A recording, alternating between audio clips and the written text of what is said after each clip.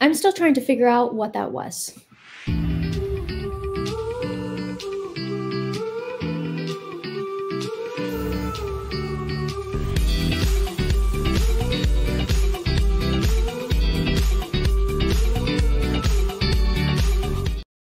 Hey guys, welcome back to the channel. Welcome back to another match review. Before we get into anything, I wanted to say thank you so freaking much for 14,000 subscribers. I really appreciate each and every one of you who take the time to watch my videos. It's been a long journey. It's been hard the past couple of months especially, but I really, really appreciate you watching my videos and taking the time to interact. It truly does mean the absolute world to me.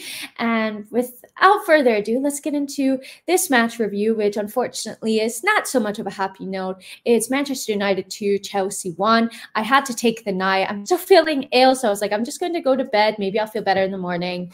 Not feeling great, but I still wanted to get the video out for you guys, and I'm still not feeling better about whatever that performance was yesterday. I'm going to go into my thoughts on Pochettino and my thoughts on the team performance, just on everything in general. So let's get into it. This looked like I don't even know what this looked like, but it was one of the worst performances that I've seen in the Pochettino era.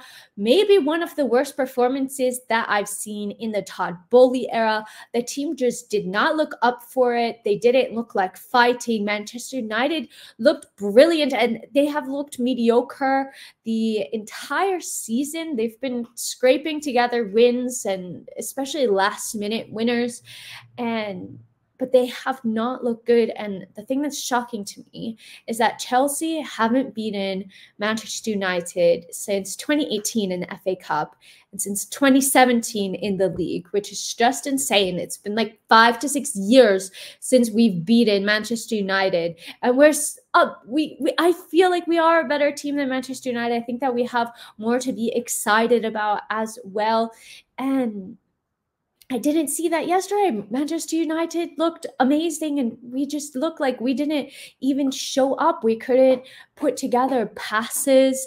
We weren't creative. Like, their midfield was non-existent at times, but we weren't able to capitalize on it. Sorry if you hear any scratching in the background. It's my dog eating his bone. And I just wonder, how is this possible? And you think after the performances that Chelsea had for Spurs and versus Man City, I really felt that we were on the up and up, that we were showing some team spirit, that even though versus Spurs we should have won and versus Man City we drew, I thought it was one of the best games that I've seen Chelsea play. But then this team just goes so up and down, and it's frustrating. We do have young players. That's what you get with young players. It's not going to be so consistent.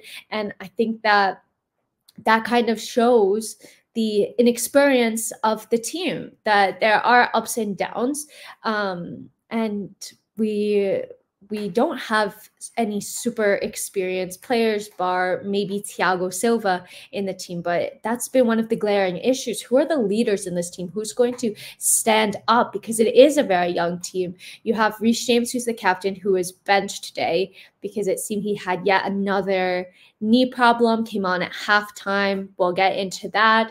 Then you have Levi Colwill, who captained Chelsea at 20 years old. He's just 20 years old. Obviously, he can be a really animated player on the pitch. And then you have Thiago Silva.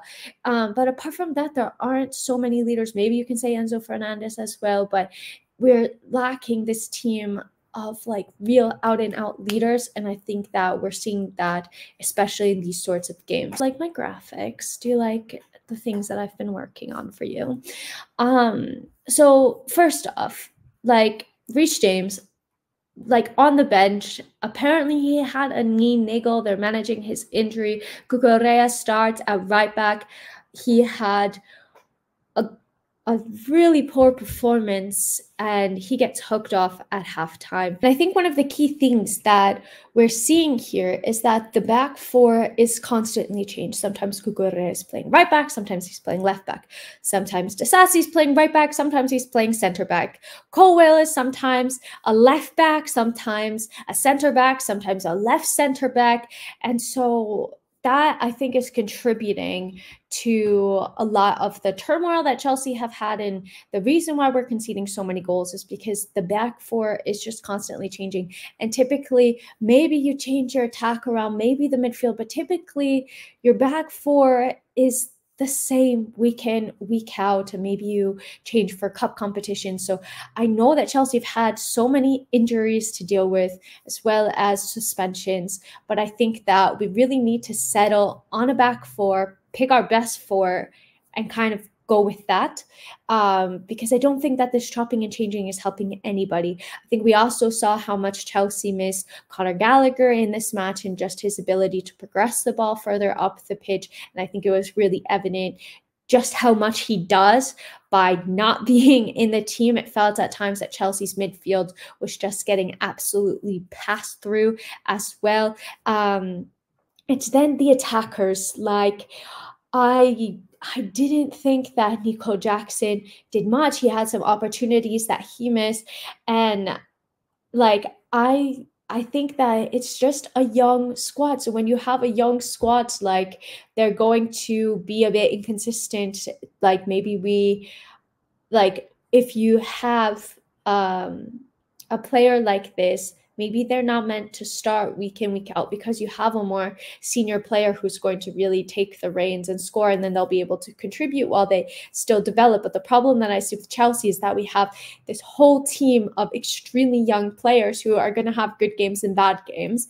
That's normal, but we're relying on them, and then we're not having the good performances. So players like Nico Jackson, players like Mykhailo Mudryk, who have shown signs of having brilliance in them, of showing the player that they are, then other games just completely struggle, and they struggle to find the back of the net to even get shots on target. And you think if Chelsea had somebody a little bit more clinical and maybe a bit more experienced in front of goal, we wouldn't be having this many problems. So I'm going to go into some stats. Well, just look at this. Like, basically all Manchester United momentum. Chelsea had a bit of momentum when we scored the goal, and then a little bit at the end. But look, 80th minute, again, this is something that really frustrates me. Like, we haven't been going for like the win. We haven't been attacking games. We kind of get a bit complacent when we've been playing, and we concede here, then you can see that we start attacking, we get the goal, then we sit back, and we sit back, and then when we concede, then we start going for it again, and we should just be trying to play our all.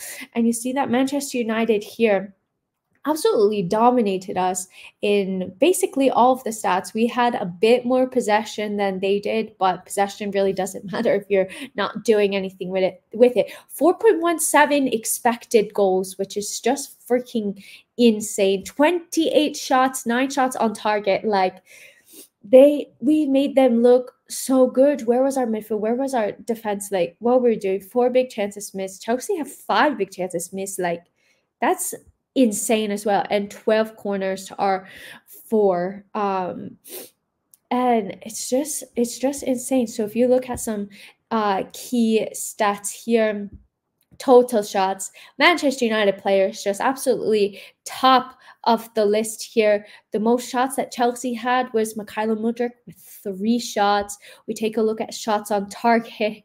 Cole Palmer had 1 shot on target, which was his goal. And then Enzo Fernandez had 1 shot on target. McTominay, like, what the heck is happening here? He had 5 shots on target, obviously scored twice. And let's see, successful dribbles. Reece James, 3 out of 3 successful dribbles, only played 1 half of the game. Armando Broya as well. Cole Palmer, 2 out of 5. Okay, big chances missed. You can see Enzo missed 2, Nico Jackson missed 2, and these are the sorts of chances that we really need to be putting away, and it could potentially be a much different game if we put it away. Again, touches in opposition box, you see that Chelsea are nowhere close to this. Garnacho had 14 compared to Raheem Sterling's 4. Like, this is just insane. It's sad. Taking a look at the defense as well, I think Chelsea are more mixed in here just because we had to defend so much. Levi Cole tops it with 3 interceptions, recovery. Sanchez making 11 recoveries. Do want to take a moment to talk about Robert Sanchez. He did well to save the penalty, obviously weighed in on his line. It was a really poor penalty from Bruno Fernandes as well. But on top of that, I do feel that his distribution is quite poor. And I would love to go, if we go to like accurate passes, 83%. I don't know, like he's looking good compared to Onana's 67%. But I just get the feeling from the eye test, like accurate long balls, 9 out of 14, that whenever he is like trying to pass, it seems to go to a United player or seem to go out. And we've seen before that he's had more than one shaky moment just being put under pressure. And when he's put under pressure, he just kind of fumbles a bit. And then Chelsea, too many times, they're just trying to play out of the back and lose possession. There was a time that Cole Palmer lost possession in our box that led to a United shot. There was a time that Enzo as well, which is just so frustrating. I'd rather they just kick it out and be safe instead of trying to play it out, lose possession, and give an easy opportunity to Manchester United. So all in all, like this is the head-to-head. You can see here, like you have to go way back to find a match. Oh, look. Oh, I lied. 2020 in the FA Cup. I didn't see this one. But you can see that Chelsea's last win, this is the one that I saw, the FA Cup 2018. But November 2017, 6 freaking years since we've beaten Manchester United in the league, which is just not good enough for Chelsea. Where did Chelsea go from here? Honestly, I think Poch has to have a talk with the players. Like I said, I think keeping us like a starting 11 that's more or less consistent, play Reece James if he's fit. I think Armando Broja, I don't know if he's still kind of being eased back in because of the massive injury that he's had. But if he's fit, I think that he deserves to start some games because he's looking at least positive in the games that he's featured in. And like I'm worried now because now we're going into a run of fixtures that are supposedly easier, but they're against teams that play low blocks that Chelsea are probably going to struggle to break down, and we're probably going to struggle to score against. We've seen the story way too many times that Chelsea just concede possession and they get an opportunity, they take it, and then we find ourselves 1-0 down against a low block side. So I'm quite worried. Poch spoke in his press conference like, yeah, the injuries haven't helped. Okay, I'll give you that. Chelsea up to 10 injuries. Again, like the injuries have not helped. I do think and Nkunku comes back and he makes a difference in the side. Reece James and Ben Chilwell, you guys know how much I love these two players when they're fit. I think they're two of our best players on the pitch as well. They make a difference. It doesn't help that you're constantly having to chop and change the team, but at the same time, we do have enough players that we should be at least not getting battered in the way that we did against Manchester United. He also spoke that Manchester United had one more day of rest. Honestly, we're not in Europe. Like we can't even talk like we're going to be, I'm scared now that we're going to have games every 3 to 4 days because we're not going to have any rest and we're going to need to prepare for these games. So I am quite nervous. But yeah, let's see if Chelsea can get it together. Honestly, it's painful. It's going to take time. We saw this with Arsenal, so I'm not expecting anything magnificent. I think we're in for a season or two of really, really rough results before we start seeing the fruit of the labor, so to speak. We have seen positives from this Poch team, so I don't want everybody to have like this totally negative view. It is super, super frustrating, but like we are going to be growing from this. And yeah, I just want to be positive and kind of look to the future because I see where Arsenal were just a couple of years ago and look where they are now. Like, I truly do not feel that we're going to get anywhere from chopping and changing managers. Any manager that comes in is going to have the same problems that Graham Potter had, the same problems that Frank Lampard had, the same problems that Mauricio Pochettino is having. And let's not forget, Thomas Tuchel was having problems towards the end of his reign as well. So it's just a problem with the squad, and we need to grow. Like, they are young, they're going to grow. We have a talented squad, but it's going to take time. So hopefully we can get there, but we're going to need to have patience, which isn't all that fun when you see performances like this. But I do believe that we are going to come out better whenever that may be. It's not going to be tomorrow, but in the future, I do think we will. Maybe not what you guys want to hear, but that's what I truly think. So guys, I hope that you enjoyed this match review despite the results. If you did, make sure to drop the video a like, comment your thoughts as well. Hit the sub notification. No, that's not a thing. Hit the sub button. I can't think. Turn on notifications if you want to see my videos. And yeah, I'll be back extremely soon because the fixtures are insane. Okay, talk to you guys later. Bye.